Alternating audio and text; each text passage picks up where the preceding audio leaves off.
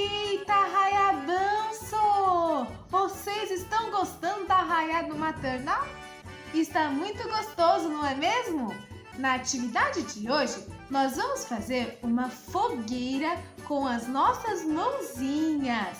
Você sabia que a fogueira é típica da festa junina?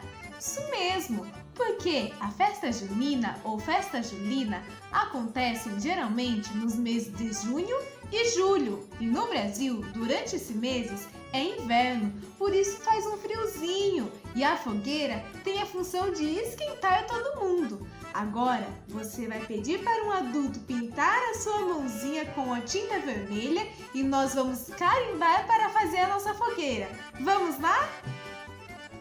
Olha só como vai ficar a sua fogueira com a palma da sua mãozinha carimbada.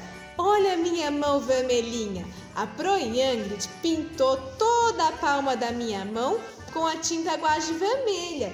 E eu, carimbei a minha mãozinha, segurei bem forte para formar uma linda fogueira. E você vai fazer isso aí na sua casa.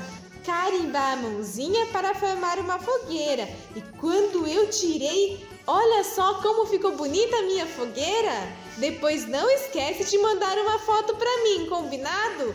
Um beijo, turminha. Tchau, tchau.